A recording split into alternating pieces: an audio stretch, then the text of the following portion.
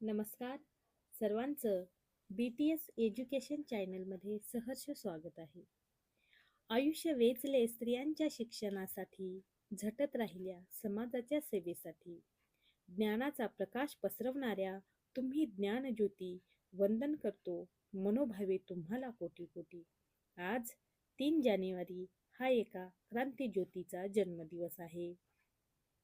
जिच्या जन्माच्या प्रकाशाने भारतीय महिलांच्या जीवनातल्या हजारो वर्षाचा अंधकार संपला, जिच्या संघर्षाने स्त्रियांना आत्मसन्मान दिला आणि जिच्या कर्तृत्वाने भारतात स्त्री शिक्षणाची मुहूर्तमेढ रोवली. ज्यांच्या संघर्षाशिवाय आपल्याला दवाखान्यात महिला डॉक्टर दिसल्या नसत्या, प्रशासनात महिला अधिकारी दिसल्या नसत्या आणि शाळेत महिला शिक्षिका दिसल्या नसत्या. म्हणून आज सर्वच क्षेत्रात पुरुषाप्रमाणेच महिला देखील आपलं कर्तृत्व सिद्ध करताना दिसत आहेत. परंतु हे स्वातंत्र्य, ही मौल्यवान संधी महिलांना सहज साध्य झाली आहे काय?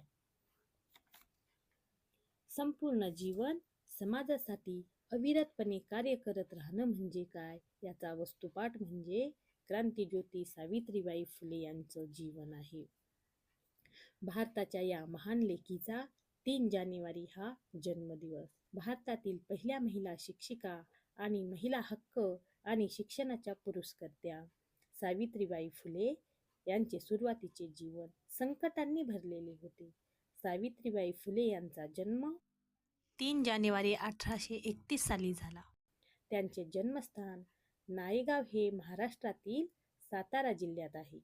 त्या 9 वर्षाच्या असताना त्यांच्या आई वडिलांनी त्यांच्यापेक्षा 2 वर्षांनी मोठ्या असलेल्या ज्योतिराव फुले यांच्याशी सावित्रीबाईंचे लग्न लावून दिले. ते त्यांचे वैवाहिक जीवन जगत होत्या, पण त्यांना स्वतःचा मुलगा नव्हता. नंतर काही वर्षांनी त्यांनी यशवंतरावांना दत्तक घेतले.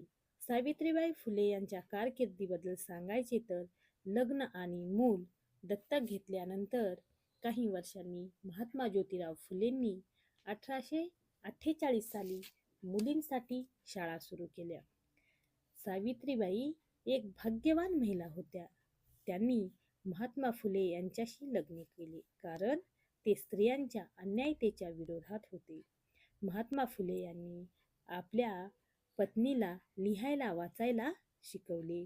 तिच्या प्रयत्नांमुळे त्या एक अनोखी स्त्री बनल्या, कारण त्यावेळी मुलींच्या शिक्षणाला महत्त्व दिले जात नव्हते आणि ज्योतिराव फुले यांनी आयुष्यभर मुलींसाठी 18 शाळा उघडल्या. बालविवाहामुळे त्या काळात मुलगी आणि मुलाच्या लग्नात बरीच तफावत होती. त्यामुळे लहान वयातच मुली विधवा होत असत. बालविधवांना त्यांचे मुंडन करण्यास भाग पाडले जात होते. सावित्रीबाईंनी त्यांच्यावर होत असलेल्या सामाजिक अन्यायाविरुद्ध आवाज उठवला. पती पत्नी दोघांनीही विधवांच्या काळजीसाठी केंद्र उघडले. सनातनी समाजापासून वाचवण्यासाठी अथक परिश्रम घेतले. जे देशासाठी लढले ते अमर हुतात्मे झाले. सोडिले सर्व संसार, सोडिले सर्व घरदार. विधवांची काळजी घेण्यासाठी त्यांनी स्वतःच्या घरात केअर सेंटर सुरू केले होते. त्या काळात अस्पृश्यतेसारख्या सामाजिक दुष्कृत्यामुळे अनेक स्त्रियांना आपला जीव द्यावा लागला होता. आपल्या लोकांना पाण्याची अडचण होऊ नये म्हणून महिलांसाठी स्वतंत्र विहीरही खोदली. प्लेगच्या प्रादुर्भावामुळे सावित्रीबाई फुले यांचे निधन झाले. सावित्रीबाईंनी त्यांचे पुत्र यशवंतराव यांच्या समवेत प्लेगने आजारी असलेल्या लोकांसाठी दवाखाना उघडला. या पीडित रुग्णांची सेवा करत असतानाच त्यांना या आजाराची लागण झाली. 10 मार्च 1897 रोजी त्यांचे निधन झाले. म्हणून सावित्रीच्या कर्तृत्वावर प्रत्येक स्त्री अभिमानी आहे. इतिहासाच्या पानोपानी तुझ्या संघर्षाची कहाणी आहे. समाजासाठी आणि देशासाठी संपूर्ण आयुष्य समर्पित करणाऱ्या स्त्रीला विनम्र अभिवादन.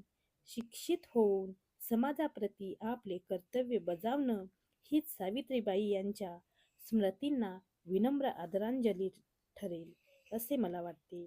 अशा या क्रांतीज्योती सावित्रीला माझा कोटी कोटी प्रणाम.